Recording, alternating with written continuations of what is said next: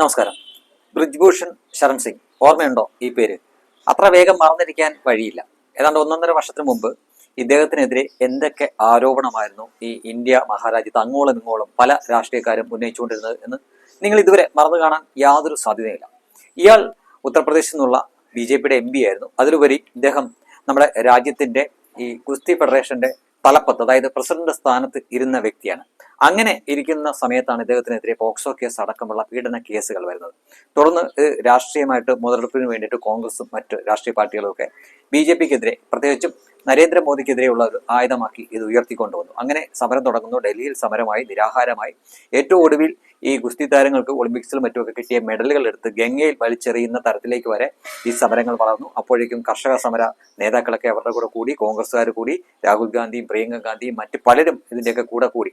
പക്ഷെ അന്നും അറിവുള്ളവർ പറയുന്നുണ്ടായിരുന്നു, ഈ പീഡന ആരോപണത്തിൽ യാതൊരു കഴമ്പുമില്ല. കാരണം അത് ഒരു ചിന്തിച്ചാൽ ഒരു ലോജിക് ഇല്ലാത്ത ഒരു ആരോപണമാണ് ഇതെന്ന് മനസ്സിലാക്കാൻ പറ്റും. കാരണം ഈ പറയുന്ന ഇദ്ദേഹം ഒരു കോച്ചായിരുന്നുവെങ്കിൽ, ഗുസ്തി കോച്ചായിരുന്നുവെങ്കിൽ ഒരുപക്ഷെ ഈ ആരോപിക്കുന്നതിൽ എന്തെങ്കിലുമൊക്കെ ഒരു കഴമ്പ് ഉണ്ടാവും എന്ന് നമുക്ക് ഊഹിക്കാമായിരുന്നു. അതായത് ഒരു കോച്ചിനാണ് ഫിസിക്കലായിട്ടൊക്കെ ഇവരോട് ഇടപെടുകാനുള്ള സാധ്യത കൂടുതലുള്ളത്. എന്നാൽ അതിന്റെ തലപ്പത്തിരിക്കുന്ന വ്യക്തിക്ക് ഈ ഗുസ്തി താരങ്ങളോട് ഇടപെടുകാനുള്ള അവസരങ്ങൾ തുലം കുറവാണ്. അതായത് ഒളിമ്പിക്സ് പോലുള്ള വലിയ മത്സരങ്ങളും മറ്റുമൊക്കെ വരുമ്പോൾ മാത്രമാണ് ഈ ടീമിന്റെ കൂടെ ഒരു പക്ഷേ ഇയാൾക്ക് യാത്ര ചെയ്യേണ്ടി വരിക. അല്ലാത്ത സമയത്ത് ഇയാളുടെ ഓഫീസ് വേറെയാണ്. ഈ അഖാഡകൾ എന്ന് പറയുന്ന നൂറുകണക്കിന്, ഒരുപക്ഷെ ആയിരക്കണക്കിന് നമ്മുടെ രാജ്യത്തുള്ള ഇതെല്ലാം പല പല സ്ഥലത്തായിട്ട് കിടക്കുകയാണ്. അവരെ ഒന്നും പോയി കാണേണ്ട ആവശ്യം ഈ ഗുസ്തി ഫെഡറേഷന് തലപ്പത്തിരിക്കുന്ന ആൾക്കില്ല.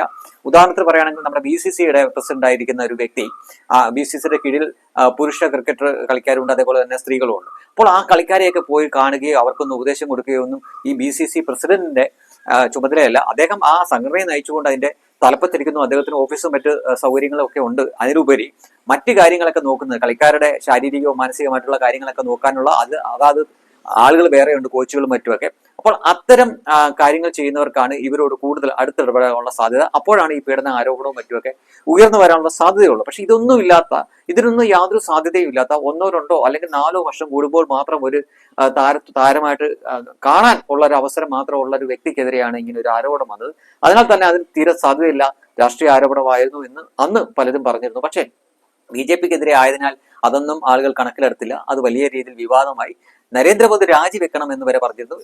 ഏറ്റവും ഒടുവിലായിട്ട് ഡൽഹി ഹൈക്കോടതി തന്നെ ആ കേസ് തള്ളിക്കളഞ്ഞിരിക്കുന്ന ഒരു വാർത്തയാണ് പുറത്തേക്ക് വരുന്നത്. അതിന്റെ കാരണം ഏത് പെൺകുട്ടിയാണോ, അതായത് പ്രായപൂർത്തിയാവാത്ത ഒരു പെൺകുട്ടിയാണ് ഇദ്ദേഹത്തിനെതിരെ കേസ് കൊടുത്തത്. ആ പെൺകുട്ടിയുടെ പിതാവ് തന്നെ കോടതിയിൽ പറഞ്ഞിരിക്കുന്നു, ഇത് മറ്റ് പലരും പറഞ്ഞുകൊണ്ട് ചെയ്ത ഒരു വ്യാജ പരാതിയായിരുന്നു എന്ന്. ഇപ്പോൾ കോടതിയിൽ പറഞ്ഞതിനെ തുടർന്ന് തെളിവില്ല എന്ന കാരണം പറഞ്ഞുകൊണ്ട് ഇത് കഴമ്പില്ലാത്ത പരാതിയാണ് എന്ന് പറഞ്ഞുകൊണ്ട് തള്ളിക്കളഞ്ഞിരിക്കുകയാണ്. അപ്പോൾ നമ്മുടെ രാജ്യത്തെ എത്ര ദിവസത്തോളം പിന്നോട്ടടുപ്പിച്ച ഒരു ആരോപണമായിരുന്നു. എത്ര സ്ഥലത്ത് എത്ര ജനങ്ങൾക്ക് ഇതുകൊണ്ട് ബുദ്ധിമുട്ടുണ്ടായിരുന്നു.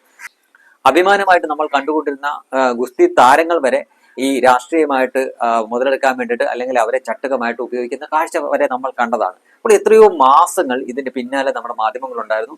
ഒരു കാര്യവുമില്ലാതെ നരേന്ദ്രമോദിയെ വരെ ഇവർ പഴി പറഞ്ഞിരുന്നു. ഏറ്റവും ഒടുവിൽ കോടതി വഴി അദ്ദേഹം കുറ്റവിമുക്തനാക്കപ്പെട്ടിരിക്കുന്നു. അപ്പോഴും പലരും പറഞ്ഞിരിക്കുന്ന ഒരു കാര്യമുണ്ട്, ഇദ്ദേഹത്തിന്റെ പേരിൽ ക്രിമിനൽ കേസുകളൊക്കെ ഉണ്ട്, അതിനാൽ ഇദ്ദേഹം ഇത് ചെയ്തു കാണുമെന്ന് വിശ്വസിക്കുന്നവരുണ്ടായിരുന്നു. അങ്ങനെയെങ്കിൽ ഞാൻ ചോദിക്കട്ടെ, ഇന്ത്യയിലെ ഏത് രാഷ്ട്രീയ നേതാവിനാണ് കേസില്ലാത്തത്? ഇന്ത്യയിലെ രാഷ്ട്രീയ നേതാക്കന്മാരിൽ 80% പേർക്കും കേസുകളുണ്ട്, അതും ക്രിമിനൽ കേസുകളുണ്ട്. ഇവിടുത്തെ മുഖ്യമന്ത്രി ആയിരിക്കുന്ന പിണറായി വിജയന്റെ പേരിൽ നേരത്തെ തന്നെ കൊലക്കേസ് അടക്കമുള്ള കേസുകൾ ഉള്ള ഒരു വ്യക്തിയായിരുന്നു പിണറായി വിജയൻ. അപ്പോൾ അതൊക്കെ വെച്ചിട്ട് അദ്ദേഹത്തിന്റെ പേരിൽ 2-3 ക്രിമിനൽ കേസുകളുണ്ട്, അതിനാൽ അദ്ദേഹം ഇത് ചെയ്തിരിക്കും എന്നൊക്കെ മുൻവിധിയോടെ ചിന്തിക്കുന്നവർ ചിന്തിക്കേണ്ട കാര്യമുണ്ട്.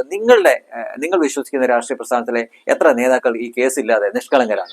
സമരം നടത്തുന്നവർക്ക് അല്ലെങ്കിൽ മറ്റു പല പ്രതിഷേധമൊക്കെ നടത്തുമ്പോൾ ഇതേപോലെ പല ക്രിമിനൽ കേസുകളും ഒക്കെ വന്ന് പെടാനുള്ള സാധ്യത കൂടുതലാണ്. കൊലക്കേസിൽ വരെ പ്രതികളാക്കപ്പെട്ടവർ ഇവിടെ MP ആയിട്ടുണ്ട്, മന്ത്രിയായിട്ടുണ്ട്, മുഖ്യമന്ത്രി വരെ ആയിട്ടുണ്ട്.